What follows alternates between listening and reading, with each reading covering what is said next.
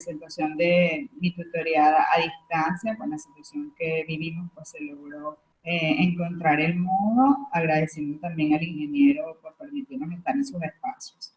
De esta manera, pues entonces vamos a dar comienzo a la presentación del trabajo especial de grado presentado por Albani Begonia Catis Chirinos, de cédula de identidad 19.625.974, titulado Prevalencia de los trastornos temporomandibulares previo al tratamiento ortodóntico según el eje 1 de los criterios diagnósticos para los trastornos temporomandibulares, con el fijo del requisito legal para optar al grado académico de especialista en ortodoncia, y cuyos jurados serán entonces la profesora Elisabetta Guercio y el doctor Macijo Septiano. La estudiante tendrá 45 minutos para leer y discutir dicho trabajo, después de lo cual entonces tendrá lugar la sesión de preguntas por parte del jurado y las respuestas que deberá dar entonces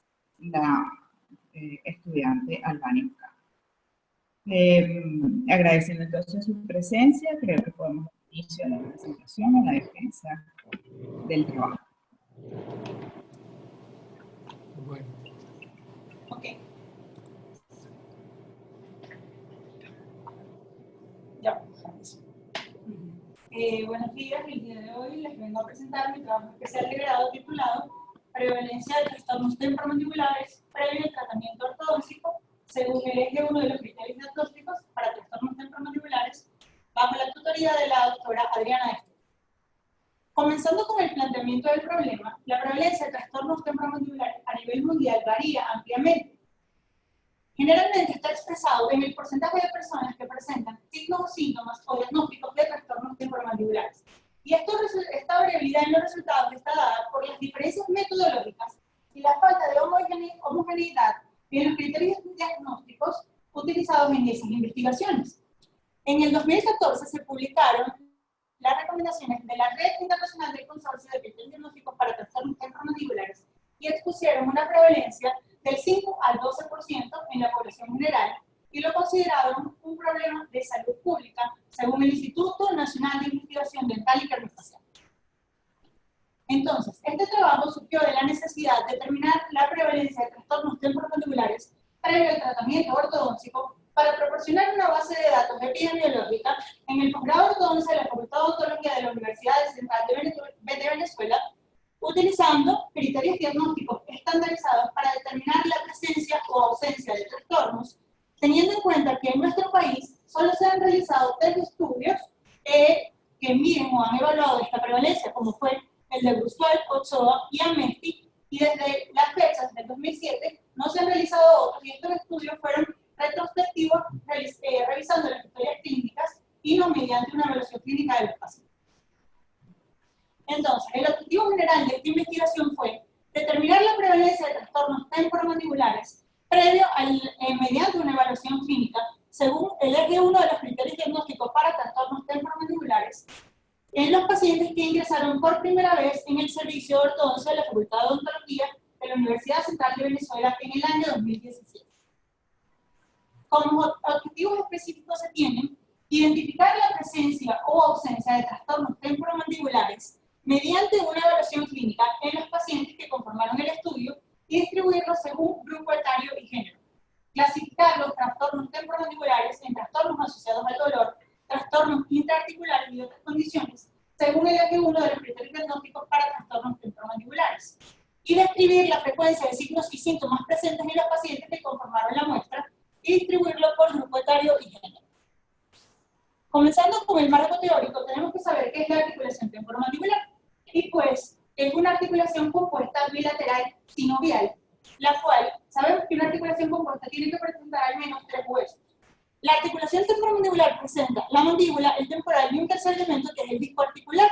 Es de tipo gínglimo-artrodial, gínglimo porque permite movimientos de bisagra y artrodial porque permite movimientos de deslizamiento. Y en una posición de boca cerrada encontramos el disco en su zona intermedia entre lo que es la fosa mandibular del temporal y el cóndilo, y por delante de ella la eminencia articular. Entre sus componentes tenemos componentes óseos como son el cóndilo, y la fosa mandibular del temporal, el disco articular que presenta 3 porciones, que es un fibrocartílago bicóncavo avascular, y se continúa hacia atrás con lo que es la lámina retrodiscal, que sí está vascularizada. Toda la ATM está envuelta por la cápsula articular, que le opone resistencia a la fuerza que la atañe, y los músculos masticatorios van a permitir lo que es la biomecánica de la articulación en conjunto con los ligamentos que le dan soporte a las estructuras y limitan sus movimientos. En cuanto a la biomecánica de la articulación, teniendo en cuenta que el disco articular va a actuar como un hueso sin osificar, va a dividir el sistema en 2 cavidades. La cavidad articular inferior, el cóndilo, va a estar firmemente unido a lo que es el disco mediante los ligamentos colaterales, también llamados discales.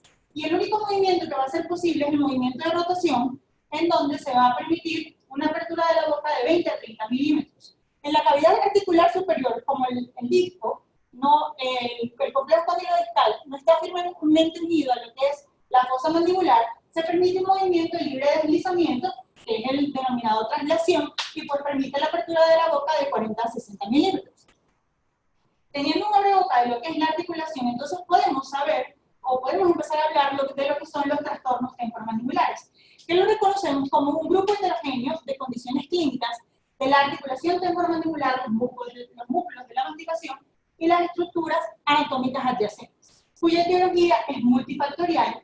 Su epidemiología, como dijimos, es del 5 al 12% de la población general, y son consideradas las enfermedades más comunes de dolor bucofacial de origen no dental.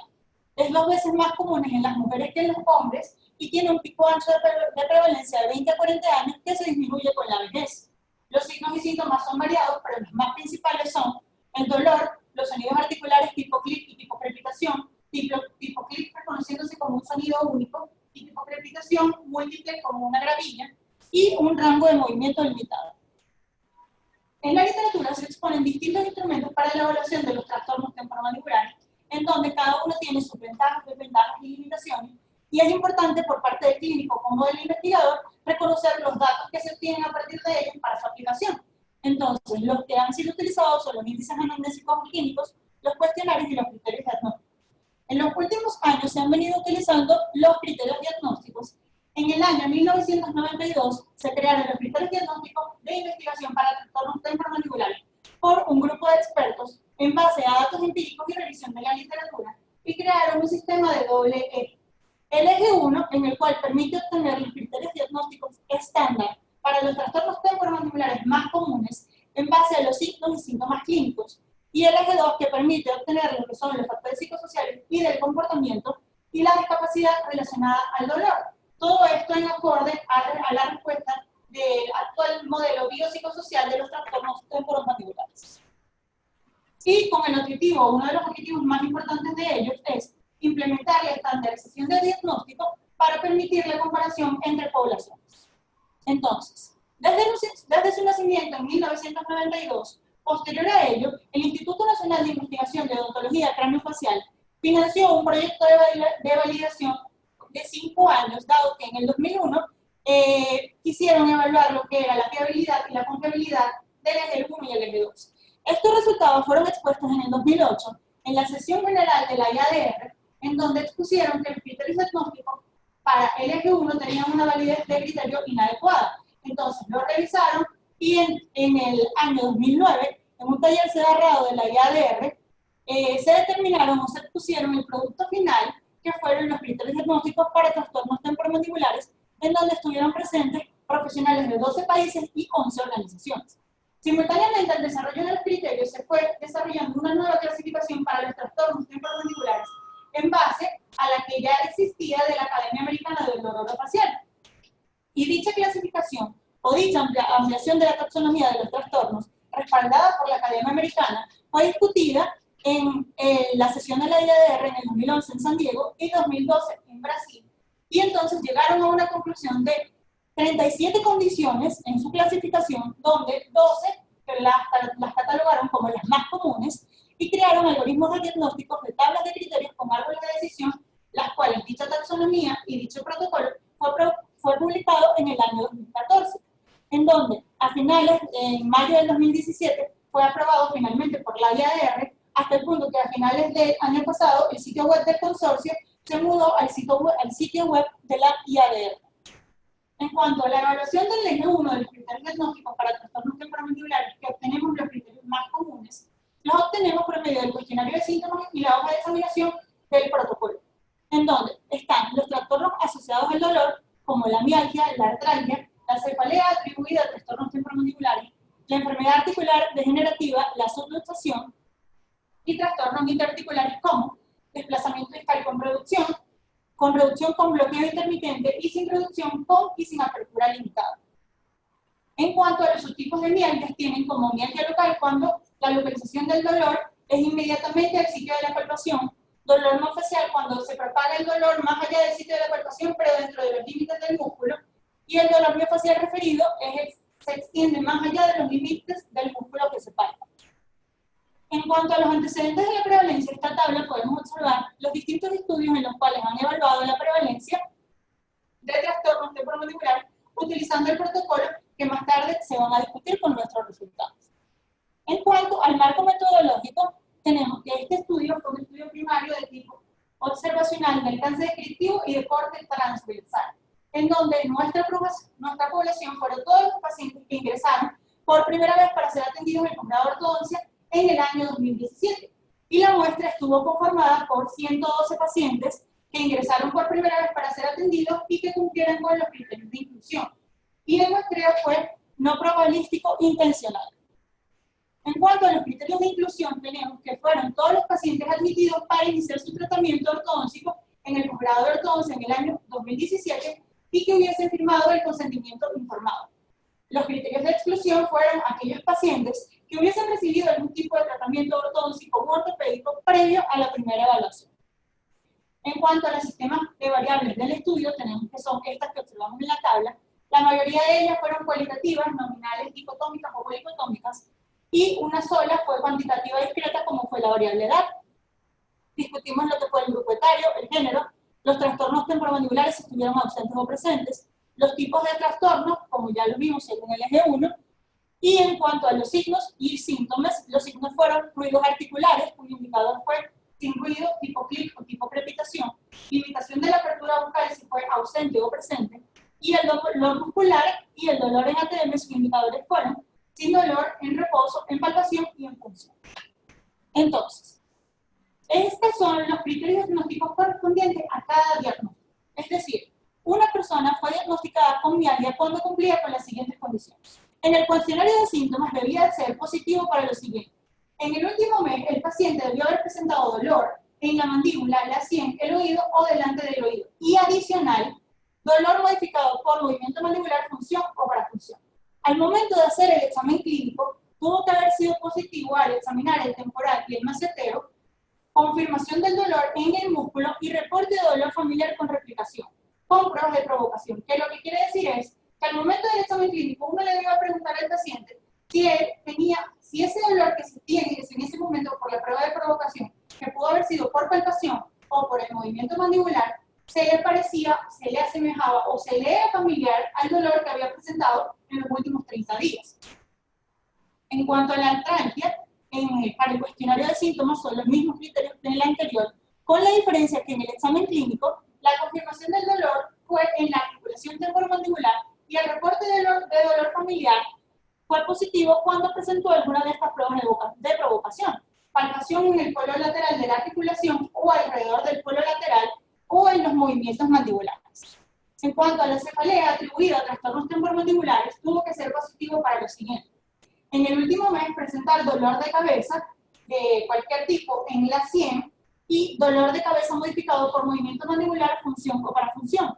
Y en el examen clínico, confirmar ese dolor en la zona o en el área de los temporales y reporte de dolor de cabeza al momento de realizar la palpación del músculo temporal y los movimientos de apertura. Lo que se refiere con reporte de dolor de cabeza es que él diga, bueno, este dolor se me asemeja al dolor de cabeza que había tenido con anterioridad. En cuanto a los trastornos interarticulares, el desplazamiento discal con reducción, los criterios fueron positivos cuando en el último mes el paciente presentó cualquier ruido presente en función o en movimiento mandibular o reporte del ruido en el momento que se estaba haciendo la examinación. Y en el examen clínico fue positivo para sonido de clic, salto y o chasquido detectado mediante palpación en uno de 3 movimientos en apertura y cierre, o que se cumpla esta condición. Lo mismo que la anterior, pero en apertura o cierre o en lateralidad y protrusiva. En el desplazamiento discal con reducción con bloqueo intermitente, la reducción de ese disco se produce de forma intermitente, como lo dice. Entonces, es el mismo criterio para el anterior, pero tiene que haber agregado al momento de realizar la historia clínica positivo para que en los últimos 30 días se produjese un bloqueo mandibular con apertura limitada de la boca, incluso por un momento, y que luego se desbloquease. Al examen clínico cumple con los mismos criterios que el desplazamiento discal anterior. En cuanto a los desplazamientos discales sin reducción, en el caso de con apertura limitada, al momento de realizar el cuestionario de síntomas, tuvo que el paciente haber referido tener un actual bloqueo mandibular con limitación de la apertura y pudo haber presentado limitación severa suficiente para intervenir con la capacidad para comer. Y en el examen clínico vamos a encontrar una máxima apertura asistida limitada menor a 40 milímetros, incluyendo la superposición vertical. En el caso del desplazamiento discal sin reducción sin apertura limitada, en el cuestionario de síntomas es igual al anterior, con la diferencia que el paciente dice que el bloqueo mandibular lo tuvo por un tiempo, pero ya en este momento no lo tiene. Entonces, al momento del examen clínico, confirmamos una apertura de la boca normal o igual a 40 milímetros. En cuanto a la enfermedad articular degenerativa, que como sabemos es un trastorno degenerativo que provoca cambios óseos en lo que es el cóndilo y o la eminencia articular, entonces va a generar que los criterios sean, en el caso del cuestionario de síntomas, en los últimos 30 días cualquier ruido presente con el movimiento o función de la mandíbula, o informe del paciente cualquier ruido y pudiese haber o no presentado el tránsito. Al momento de la examinación tuvimos que haber confirmado crepitación mediante la palpación en alguno de los movimientos. Y en cuanto al último criterio, que es la subposición, que como sabemos es un trastorno de hipermovilidad, en donde el complejo de condilodisco sobrepasa al momento de realizar la apertura de la eminencia articular, vamos a conseguir como positivo que en el último mes el paciente presentó lo que también se denomina bloqueo abierto, un bloqueo de la articulación en posición mandibular de apertura amplia y la incapacidad para regresar a la posición de boca cerrada sin una maniobra manipulativa específica, en donde al momento de la examinación pudo haberse o no presentado el problema. Entonces, el instrumento de revelación de datos para esta investigación fue el cuestionario de síntomas y la hoja de examinación dictadas por el protocolo, los cuales fueron adaptados al español, dado que estaban en inglés. El método fue la entrevista, el cuestionario no es autocompletado, el paciente no lo llena, sino que es dirigido por el clínico, y la interpretación es por medio del conocimiento experto y las tablas de criterios diagnósticos. Y la hoja de examinación es la evaluación mediante los 10 ítems que contiene la hoja, y lo que se busca es la replicación del dolor, como les he venido explicando, del dolor que había tenido previamente. Entonces, ¿cómo fue el procedimiento? Se evaluó cada paciente de forma individual por un único investigador, calibrado previamente con capa 08, y se realizó la entrevista con el cuestionario de síntomas y la hoja de examinación. Para el procedimiento clínico es el que observamos. Lo primero que hicimos fue identificar la presencia o ausencia del dolor. Se le dice al paciente qué zonas son las que se van a evaluar y se le señalan como se ven en las fotografías. Se le dice que se va a evaluar la zona del macetero, zona de temporal, zona preauricular y submandibular. Y se le pide al paciente que diga si presentó dolor en los últimos 30 días y que lo señale. Y uno después lo confirma. Entonces, uno procede a hacer la examinación, localización y confirmación. Después se midieron las relaciones incisales de lo que es la sobremordida horizontal y vertical, el patrón de apertura que pudiese ser opcional, recto, desviación corregida, desviación no corregida. Los movimientos de apertura bucal y expulsivo se midió apertura máxima asistida, lateralidades, y se le preguntó al paciente si presentó dolor en ese momento y si le fue familiar algún dolor que haya presentado antes. Se evaluaron los ruidos articulares de la manera que se ven en las fotografías y fue al realizar la apertura y cierre bucal, las lateralidades y el movimiento de protrusión.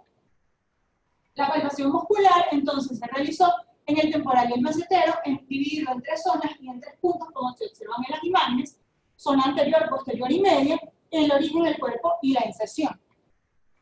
La palpación del ATM se realizó en el polo lateral, como se observa, y alrededor del polo lateral, pidiéndole al paciente que avanzara la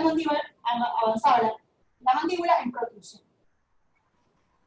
La palpación de los músculos suplementarios fue por medio de la región posterior mandibular y la región submandibular, y se valoran también el pterigoideo lateral y el tendón del temporal. Entonces, una vez recopilada la información, se llevaron a las tablas de criterios diagnósticos y a los árboles de decisión, en los cuales se trazaron las respuestas históricas del paciente según el cuestionario de síntomas y los hallazgos clínicos, y se determinaron los diagnósticos de trastornos temporomandibulares más comunes para cada paciente. Se hizo un análisis estadístico en el cual se utilizó el software estadístico CPS versión 24.0, donde las variables cualitativas fueron por distribución de frecuencias y porcentajes, las cuantitativas fueron por medidas de tendencia central como el promedio, medidas de dispersión como la desviación estándar, y la existencia de asociación o no con la presencia de trastornos temporomandibulares del grupo etario y el género se realizó bajo la prueba estadística chi cuadrado. Entonces, para los resultados y la discusión, tenemos: la muestra fue conformada por 112 pacientes preortodóncicos que fueron evaluados en el programa de ortodoncia de la Universidad Central de Venezuela en el año 2017. Posterior a la estadística descriptiva se obtuvieron los siguientes resultados. El 51% de los pacientes fue masculino y el 49% fue femenino. En cuanto a la distribución de los pacientes por edad y grupo etario, el promedio de edad fue de 18 años, la edad mínima de 10 y la edad máxima de 53. La mayoría de los pacientes de esta muestra fueron 67% adolescentes. Dado que tenemos que tener en cuenta que estos pacientes eran preortodóncicos y pues la mayoría que acudan pacientes adolescentes al servicio es común. Entonces, la distribución de los pacientes según la presencia de trastornos temporomandibulares fue del 25%, es decir, una cuarta parte de la muestra presentó trastornos temporomandibulares con una frecuencia de 28 pacientes. Si comparamos los resultados de este estudio con los estudios a nivel mundial bajo el protocolo de criterios diagnósticos y criterios diagnósticos de investigación, entonces tenemos que nuestros resultados fueron similares a los obtenidos por Aravena, Alcotán y Loster, superiores a los obtenidos por Grove y Ramírez Caro, e inferiores a los obtenidos por estos autores. En el caso específico de Amaya, en Colombia, ellos fueron el único estudio que conseguimos que también evaluaron pacientes preortodóncicos y encontraron un nivel de prevalencia mayor del 38%, pero su muestra también era más grande, de 158 pacientes. En cuanto a la presencia de trastornos temporomandibulares según grupo etario y género, si nos ubicamos en la franja naranja o amarilla, entonces vamos a observar que el género masculino y femenino presentaron la misma frecuencia, y en cuanto a los adolescentes y a los adultos, se presentó ligeramente mayor en los adultos con un 57,1%. Si comparamos la presencia de trastornos con grupo, con el caso del género comparado con la literatura, que en nuestro caso fue similar, difiere lo encontrado con la mayoría de la literatura consultada, dado que ellos, o sea, la mayoría de los autores, como se ve en el primer cuadro, exponen que se presenta con mayor frecuencia en las mujeres. Sin embargo, es similar a lo encontrado por Ramírez Caro, Murrieta, Group y Gu, y diferente al conseguido por Villaga y Colza en el 2014, que exponen que fue mayor en hombres, aunque ellos mismos refieren que no tiene diferencias significativas porque no tenían una uniformidad de género masculino y femenino en su muestra. Existe una hipótesis de que la presencia de receptores de estrógeno en las articulaciones temporomandibulares de las mujeres pudiese generar cambios metabólicos que aumentan la laxitud de los ligamentos y de la capacidad o la susceptibilidad de generarse estímulos dolorosos que pudiese predisponer entonces a las mujeres de sufrir trastornos temporomandibulares. Sin embargo, a pesar de que se le atribuya este hecho a la variación hormonal, estructura muscular y niveles altos de estrés, deberían seguirse realizando investigaciones para saber específicamente qué factores pudiesen diferir entre ambos géneros. En cuanto a la presencia de trastornos y la edad, nuestra edad mínima fue de 10 y máxima de 53, que pudiese estar dentro del rango de edad, el tipo H de prevalencia que ellos llaman, que pudiese haber aumentado los casos de trastornos temporomandibulares, y es algo que hay que tener en cuenta. A pesar de que en nuestra muestra la mayoría de los pacientes fueron adolescentes con un 67%, la mayoría de los pacientes que presentaron trastornos temporomandibulares fueron adultos, con un 57,1% sobre el 42,9%. Manfredini y Coles realizaron un estudio en el 2010 con 199 pacientes con necesidad de tratamiento entre los 18 y los 80 años para evaluar los patrones de edad en los diferentes criterios diagnósticos para la investigación y encontraron dos picos de edad. El primer pico a los 32 años estuvo asociado con desplazamientos distales o solos o combinados con trastornos dolorosos. Y el segundo pico a los 54 años estuvo asociado con osteoartritis y osteoartrosis. Datos que es importante saberlos, puesto que nuestra muestra fue la mayor parte en adultos. Entonces, en cuanto a la prueba estadística de chi cuadrado, la presencia de trastornos temporomandibulares y el género, el valor de P obtenido, que es el valor asociado al estadístico de contraste, fue de 1,00, que es mayor a 0,05, entonces podemos decir que se rechaza la hipótesis nula y se acepta, la hipótesis nula y no existe asociación entre la presencia de trastornos temporomandibulares y el género. En el caso de trastornos temporomandibulares y el grupo etario, el valor de P obtenido fue de 0,003 y si es menor a 0,05, por tanto, en este caso, si rechazamos la hipótesis nula y decimos que sí existe asociación entre la presencia de trastornos temporomandibulares y el grupo etario. En cuanto a la prevalencia de subgrupos de trastornos, de ese 25% de pacientes que los presentaron, el subgrupo de trastorno temporomandibular más frecuente fue los trastornos intraarticulares con un 23,2%. Los trastornos asociados al dolor se presentaron bajos, con un 7,1% en 8 pacientes, y la subluxación se presentó en solo un paciente con un 0,8%, teniendo claro que este caso se presentó combinado con un trastorno articular, pero para efectos descriptivos de esta tabla se presenta separado. En el caso de la enfermedad articular degenerativa, en nuestros pacientes no la conseguimos, sin embargo, si lo asociamos con el artículo que habíamos visto previamente, ellos reportan que la osteoartrosis se presenta en pacientes de 54 años o más, y pues nuestra edad máxima sí fue 53, no teníamos adultos mayores. Entonces pudo haber sido la razón de no presentarlos. En cuanto, como les dije, los trastornos no solo se presentaron de manera aislada, sino también de forma combinada. Entonces, si nos dimos cuenta, los trastornos asociados al dolor habían 8 pacientes. En realidad, 2 se presentaron de forma única y 6 pacientes se presentaron de forma combinada con los trastornos intraarticulares. Por tanto, los trastornos intraarticulares en realidad se presentaron de forma única en 19 pacientes. En cuanto a los subgrupos de TTM por grupo etario y género, los trastornos asociados al dolor se presentaron únicamente en el sexo femenino y en los adultos. Los trastornos intraarticulares se presentaron con mayor frecuencia en el sexo masculino y en los adultos. Y los trastornos combinados asociados al dolor intraarticular con mayor frecuencia en el sexo femenino y en los adolescentes. En cuanto a la distribución por cada subgrupo, en el caso de los trastornos asociados al dolor, se presentó con mayor frecuencia la mialgia, dado que se presentó única en 2 pacientes, combinada con artralgia en 3 pacientes y combinada con cefalea en 1 paciente.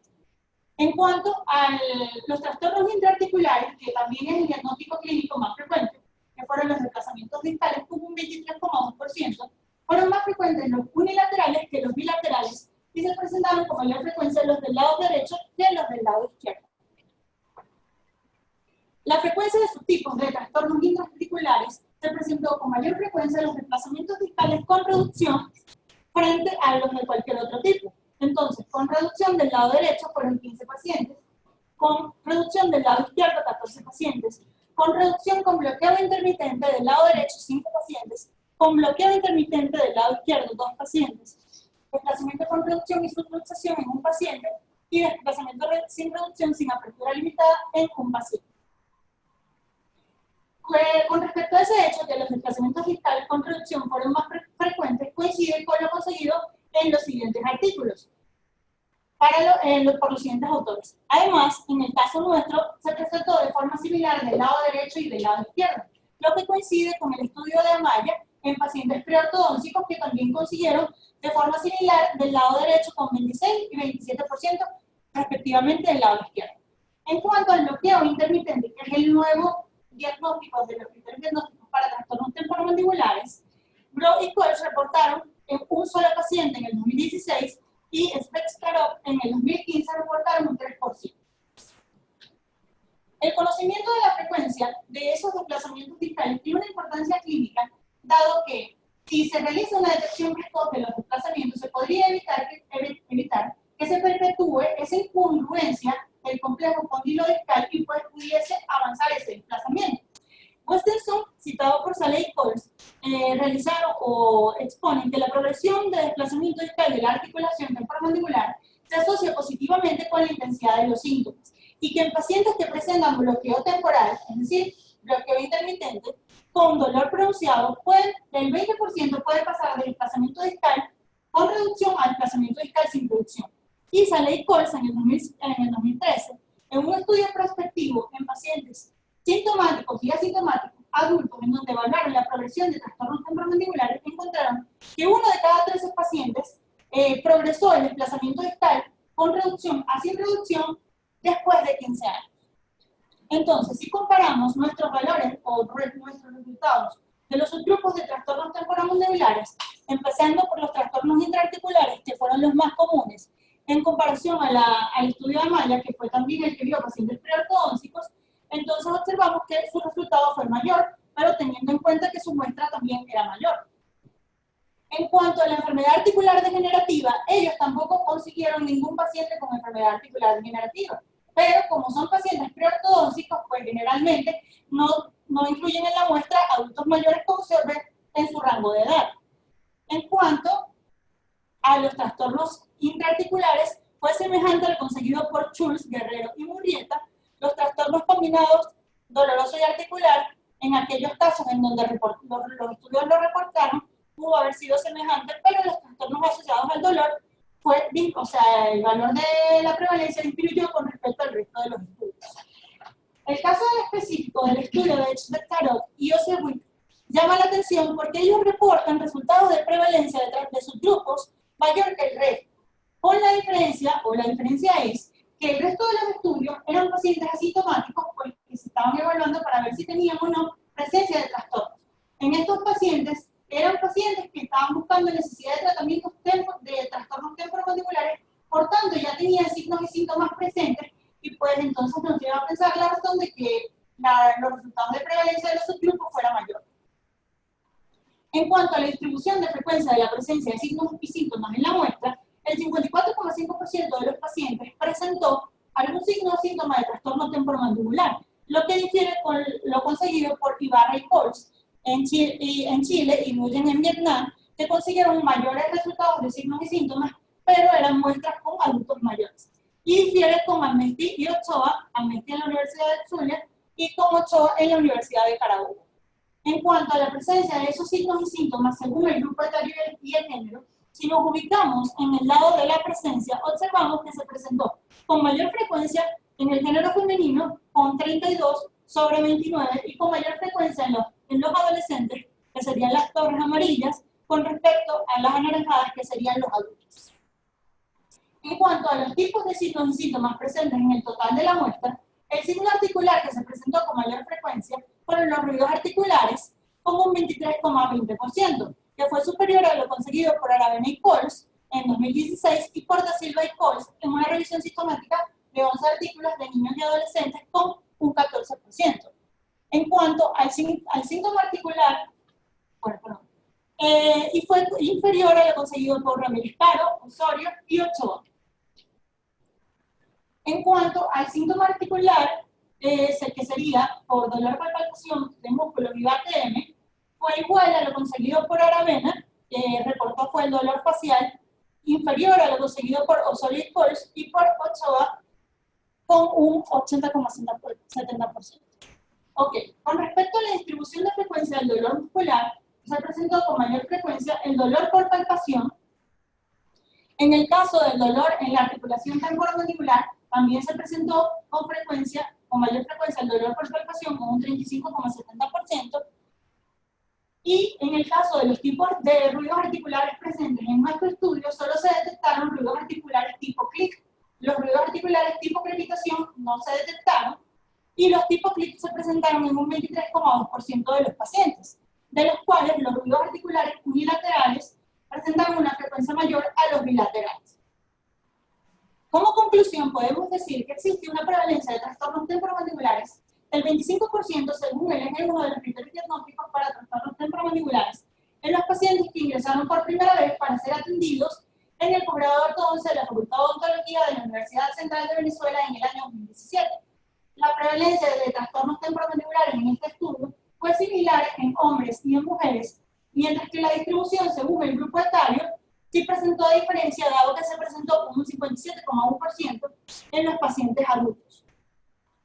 El subgrupo de trastorno temporomandibular, según el eje 1 de los criterios diagnósticos más frecuentes, fueron los trastornos intraarticulares con un 23%, con mayor frecuencia en hombres y en adultos. El porcentaje de pacientes con trastornos asociados al dolor fue muy bajo, con 7,1%, y los trastornos combinados de trastornos asociados al dolor con trastornos intraarticulares fue de 5,4%. El diagnóstico clínico más frecuente fueron los desplazamientos discales, con un 23,2%, y dentro de este grupo el desplazamiento discal con reducción se presentó con mayor frecuencia. Con respecto a la frecuencia de signos y síntomas presentes en los pacientes que conformaron la muestra, el 54,5% presentó algún signo o síntoma de trastorno temporomandibular. El signo más frecuente fueron los ruidos articulares, con un 20% del total de la muestra, y el síntoma más frecuente fue el dolor por palpación en los músculos y o articulación temporomandibular, en el cual con un 41,90% del total de la muestra. La distribución de frecuencia de signos y síntomas según género y grupo etario expone que es ligeramente mayor en el género femenino sobre el masculino y que son más frecuentes en los adolescentes que en los adultos. Como recomendaciones se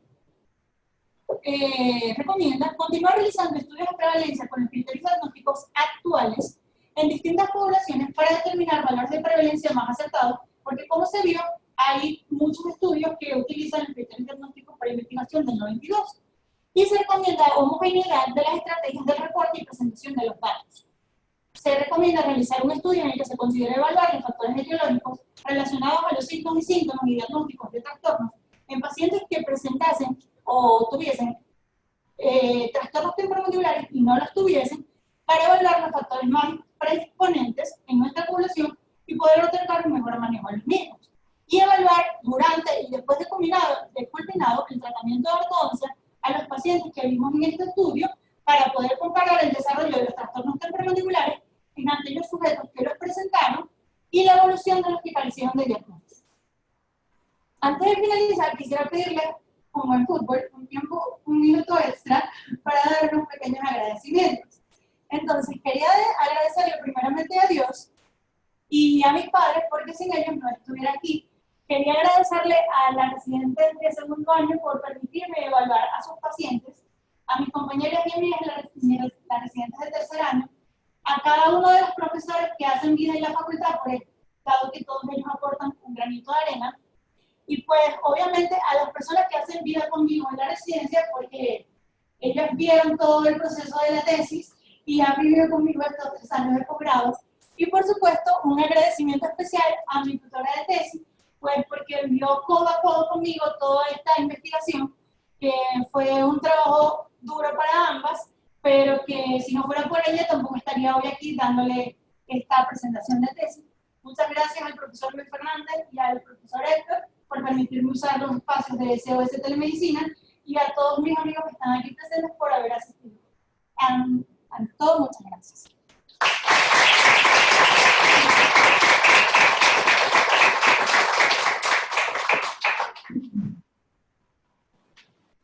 Muy bien, Albany, gracias por tu presentación. Bueno, ahora vamos a pasar entonces a la sesión de preguntas del jurado. Vamos a dar la palabra a las damas primero, Macis, ¿te parece? Bueno, entonces vamos a dar la palabra a la profesora Elisabetta para que pues haga sus preguntas y sus comentarios. Gracias. Bueno, ante todo, siempre lo digo cuando me toca hacer un trabajo, aprendí de un profesor que realmente las presentaciones se daban al final de la evaluación. Pero realmente para mí fue muy grato ver tu trabajo. Conversaba con tu tutora antes de la presentación en CAN, que lo disfruté muchísimo. Fue un trabajo que además es mi área, un trabajo que además lo llevaste como como en primera persona, desde el momento que describiste toda el trabajo que eran de 200 páginas. Y sé que eran 400 y Diana te obligó a llevarlo a 200. No, 270. Exacto. Y sé que era mucho más extenso y dentro de tus capacidades, pues lo sintetizaste lo más posible a tu estilo.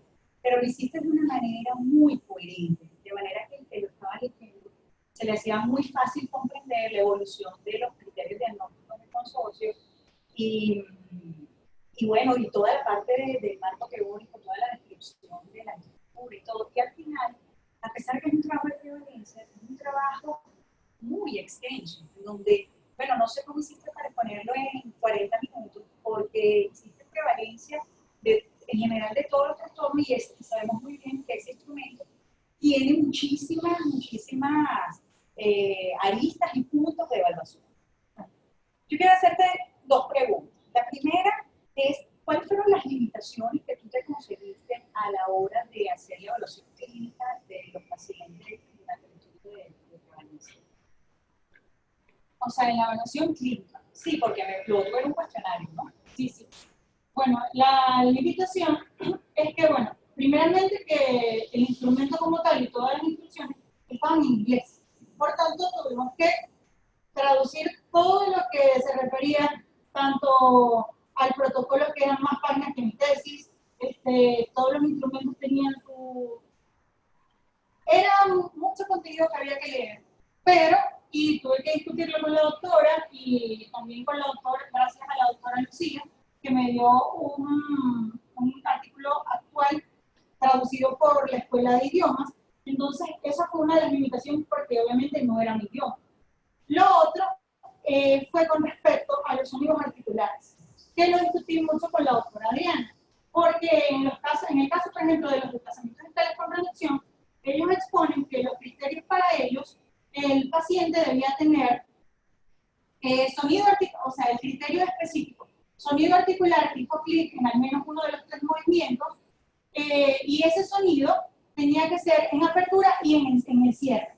Y que si no se producía en apertura y cierre, se tenía que cumplir la siguiente condición, que era en apertura o cierre y en lateralidad y protrusiva. Entonces yo decía, bueno, es que tiene que ser una condición u otra.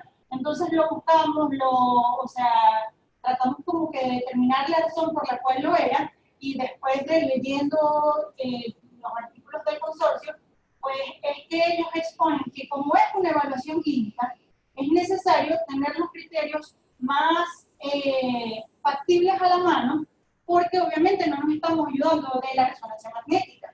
Entonces ellos exponen que en realidad, en cuanto a lo que son los desplazamientos distales, se podría dar un diagnóstico preliminar porque, o sea, es una evaluación clínica. Habría que comprobarlo con la resonancia magnética para ver si efectivamente el trastorno está presente. Claro, ellos exponen que si nosotros verificamos que realmente esos criterios se cumplan, pues el diagnóstico sí debería estarlo, pero y recomiendan solo en aquellos casos de realizar resonancia magnética cuando el tratamiento que se imponga, por ejemplo, no responda, o cuando la incongruencia entre el complejo condilodiscal, o sea, nosotros veamos que pudiese ser tal que lo amerita, pero por motivos de costos no envían todo el tiempo a realizar resonancia. Esa fue una de las limitaciones. Otra de las limitaciones con respecto a no a la evaluación clínica, sino a la discusión de los resultados, que es lo que yo daba como recomendación, es que no hay una homogeneidad, así como no había homogeneidad en los criterios, no hay una homogeneidad en la presentación de esos resultados, porque entonces había artículos que utilizaban los criterios diagnósticos y no clasificaban a los pacientes por diagnóstico, sino por signos y síntomas, y no clasificaban a los pacientes con derecho a izquierdo, que es lo que pide el protocolo te pide clasificar a los pacientes, por ejemplo, los desplazamientos distales derecho e izquierdo. Entonces había artículos que no los reportaban de esa manera, sino en general. Entonces, obviamente, a la hora de comparar los resultados, representa una limitación, además de que la evolución de los criterios diagnósticos anteriores, en donde tenían la enfermedad, los criterios diagnósticos anteriores, no los dividían de esta forma, sino que eran 3 grupos. El primer grupo, que, era un trastorno, que eran los trastornos musculares, el segundo grupo, que eran los desplazamientos distales, y el tercer grupo, que era los trastornos degenerativos. Y en los trastornos degenerativos estaba incluida la artralgia, cuando en realidad la artralgia es un trastorno doloroso.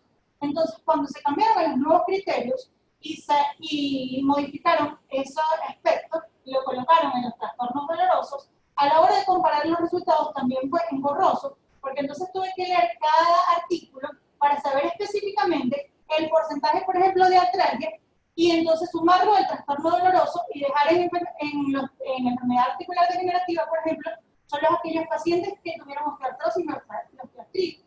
Y en aquellos artículos en donde no lo separaron, sino que lo colocaron de manera global, pues no lo pude comparar, entonces por eso es que en la tabla está colocado como no reportado. O sea, no reportado, no es posible compararlo. Entonces, es importante también que si el protocolo da una regla específica a la hora de reportar los resultados, pues que los investigadores se aseguran de reportarlos de esa manera para poder entonces hacer las comparaciones. Que esa fue la misma razón del por qué la doctora Adriana y yo decidimos no solo comparar los diagnósticos, sino también los signos y síntomas, pues porque había artículos que no comparaban, o sea, los resultados no fueron los diagnósticos, sino los signos y síntomas. Muy bien. Fíjate que respondiste otra que también te iba a hacer, en cuáles se indicaba cuáles el consorcio consideraba indicar imágenes.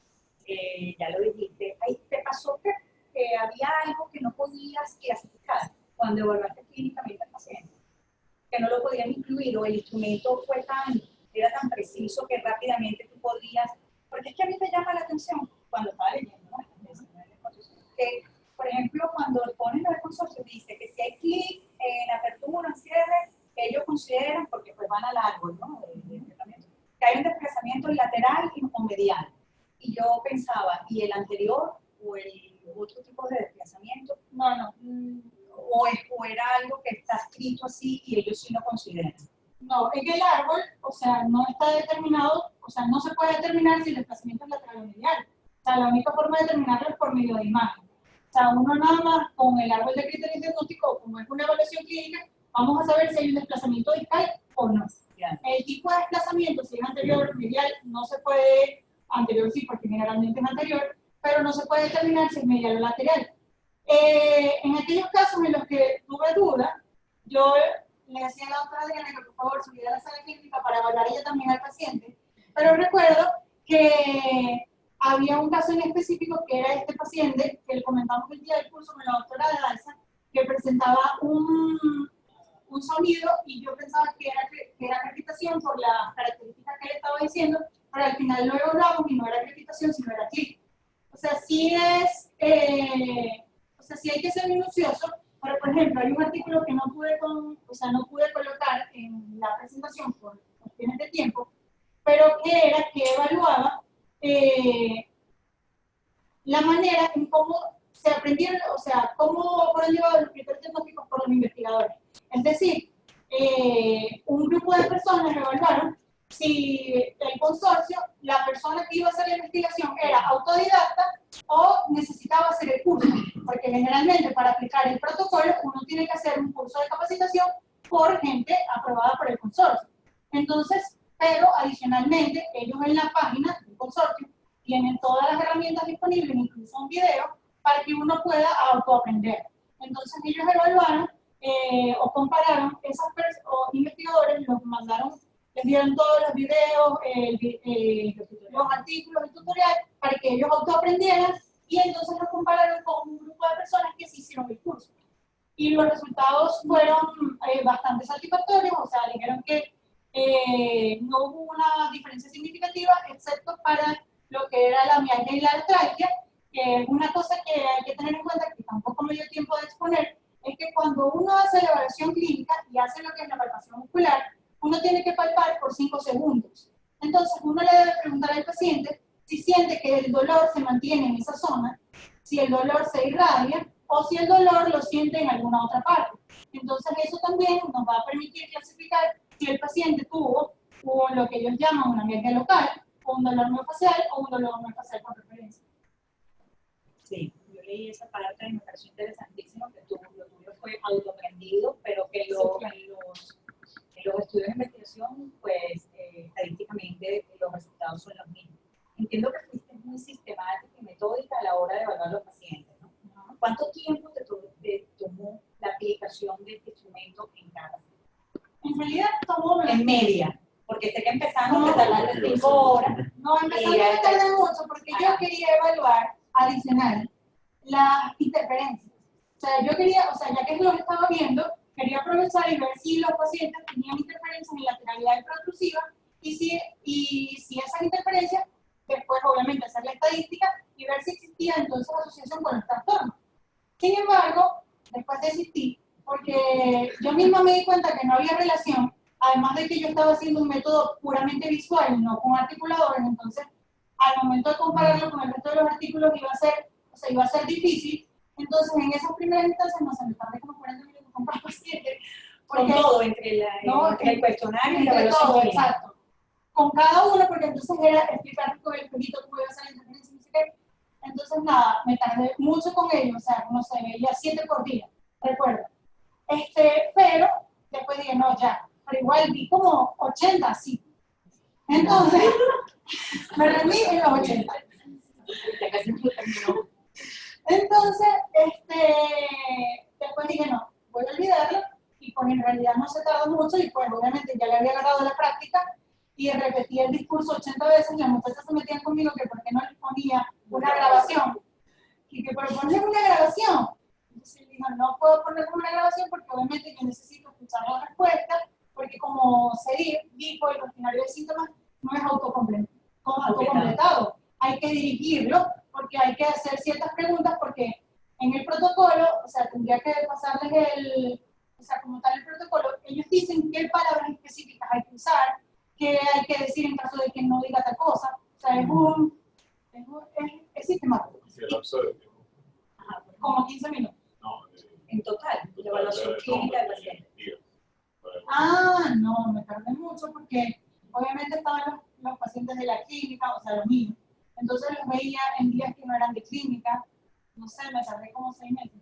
5 meses. ¿Y tú crees que el instrumento así como está planteado es válido para hacerlo como diagnóstico de todos nuestros pacientes de rutina? ¿O se puede hacer una guía simplificada, más amigable para nosotros como clínicos, para aplicarlo en el programa? Porque entiendo que esto es un trabajo que tú estás haciendo la primera parte y te invito a que te puedas inscribir en una maestría individualizada, un doctorado individualizado, que lo puedes hacer desde el Zulia o desde otro país, como lo está haciendo Adriana también, y puedas hacer después la evaluación de estos pacientes, porque interesante es ver si realmente la ortodoncia, la progresión, la ortodoncia puede ser un aliciente para los trastornos temporomandibulares o al contrario, como pueden avalar otros autores, que puede predisponer a la aparición de. Sería muy interesante verlos y compararlos inclusive con el tipo de mecánica. Entonces, considerando eso, ¿crees que puede haber una guía? Los cuestionarios, o sea, tanto los cuestionarios como la hoja de examinación, en realidad me parecen amigables. O sea, si cuando ya uno los entiende y es posible, y además de que ellos tienen, o sea, toda una serie de circulitos para realmente colocar si es dolor familiar, dolor de cabeza familiar, etc. A lo mejor el árbol sí puede ser un poco engorroso. A la doctora Adriana y a mí tuvimos que verlo varias veces para poderlo, o sea, entender bien, pero obviamente es porque nadie nos lo explicó. O sea, lo tuvimos que autoaprender nosotras. Pero, o sea, sí es posible. O sea, yo creo que sí es posible emplearlo. Obviamente habría que como que capacitar a las personas, pero bueno, uno lo capacita en todo, entonces. ¿Incluirías algo en instrumento de evaluación? A lo mejor le incluiría aspectos del eje 2, que no lo evalué, que es el psicosocial, porque por ejemplo, la hoja de examinación o el eje 1, o sea, yo estaba como limitado, ok, el paciente me decía que tenía dolor, pero yo no podía clasificar ese dolor, es decir, si era leve, moderado o severo, que eso está incluido en la escala de dolor crónico del eje 2, pero yo el eje 2 no lo hice, porque el eje 2 sí me parece hiperengorroso, a lo mejor no lo es cuando uno se lo explica. Yo le dije, le dije a la doctora Adriana, no, yo no me voy a meter, porque son demasiados cuestionarios, y obviamente sí sería un trabajo mucho más profundo y sería bueno realizarlo, pero no sería como un único investigador porque es que es muy complejo. Bueno, excelente. Bueno, yo coincido con Elizabeth. Estaba comentando esta mañana antes de que entrara la presentación que hiciste una redacción tal de que se hace muy agradable leer tu trabajo. Supiste hilar todos los autores y esto da una secuencia en la lectura muy grata, muy lógica y muy fácil de entender. Bueno, como mi área también es de investigación, está en los trastornos temporomandibulares. Bueno, dos preguntas muy sencillas y son, quisiera escuchar tus opiniones. Fíjate que en la ley del ejercicio de la odontología, a la boca y las estructuras que la limitan y la pero fíjate que es el odontólogo el que más estudia la articulación temporomandibular. Y de hecho, el paciente que tiene trastornos temporomandibulares, que acude a consulta médica, por lo general es referido a consulta odontológica. En tu introducción y en el texto del trabajo, señalas tú, haciendo referencia a ciertos autores, que los trastornos temporomandibulares son considerados enfermedades más comunes de dolor bucofacial de origen no dental.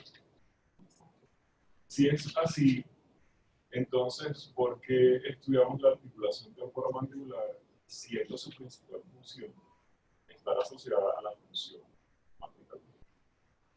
Bueno, porque dentro de todo, la articulación temporomandibular formaría parte de todo lo que sería el sistema estomatognático, y al formar parte de él, y al estar vinculado con elementos que forman parte de la cavidad bucal, como pudiesen ser la mandíbula, o estar relacionados con estructuras anatómicas que están cercanas a la cavidad bucal, y que la cavidad bucal pudiese generar factores predisponentes a que éstas se generen, por ejemplo, las interferencias. Por ejemplo, a pesar de que haya toda una controversia, se generan unos trastornos temporomandibulares, me parece que es importante que nosotros como odontólogos también tengamos investigación o conocimiento de parte de esta, a pesar de que, en mi opinión, que por esa fue una de las razones que quería hacer esta investigación, en pregrado y el odontólogo general, en realidad la articulación temporomandibular es como la tierra de nadie. Pues. O sea, muy poco saben de ella o muy poco conocen de ella, pues porque son como precisamente es multifactorial todo lo que pueda acarrearla. Entonces me parece que a pesar de que sea un dolor de origen no dental, pudiese estar ese dolor dando muchas manifestaciones o la cavidad bucal dando manifestaciones a nivel de la articulación encima, con respecto al dolor, que entonces es algo que tenemos que tener en consideración. ¿Consideras tú entonces que el factor concursal no está relacionado directamente con los trastornos temporomandibulares? O sea, eso es una de las controversias más grandes que hay. Hay autores que dicen que sí está relacionado, hay autores que dicen que no lo está. De igual forma, el tratamiento ortodóncico, hay autores que dicen que sí fue disponia y otros que no, pero y si yo mi trabajo, la mayoría de hay revisiones sistemáticas que exponen que en realidad no hay asociación entre lo que es el factor oclusal o el tratamiento ortodóncico y los trastornos. Pero entonces nos lleva a preguntar, entonces, ¿qué hace? O sea, ¿cuál es el factor causal? Y pues que en realidad, como también en la parte de la etiología fue desarrollado, llegaron a la conclusión de que es una teoría multifactorial, y la última que se está usando, que es la teoría biopsicosocial, que responde al actual modelo biopsicosocial de los trastornos, pues porque es un aspecto biológico, anatómico, relacionado con los factores psicosociales que pudiese presentar el paciente. Y bueno, la otra pregunta era, ¿cuál es la finalidad de determinar esta prevalencia si no parece haber la evidencia de la relación entre el tratamiento ortodóntico?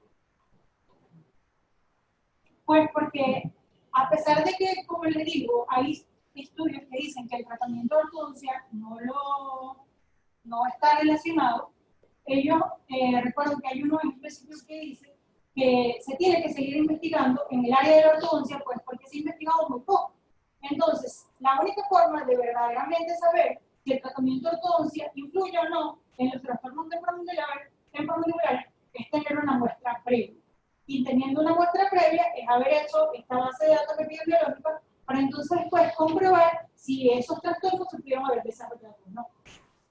Bueno, entonces coincido con Elizabeth, que tiene que hacer la segunda parte del trabajo para ver si existe o no. Bueno, sí. Bueno, muchas gracias. Adriana. Bueno, muy bien, gracias por las preguntas. Bueno, ahora quiero reconocer el gran trabajo que hizo Albany con esta tesis. Fue, como dice ella, un trabajo muy arduo.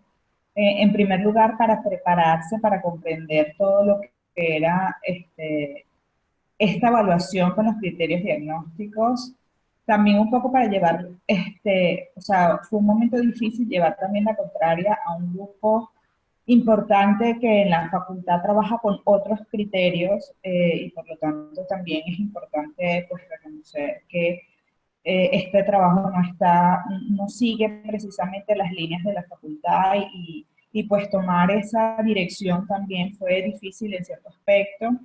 Sin embargo, ella siempre se apuntó a llevar esta investigación lo más profunda posible.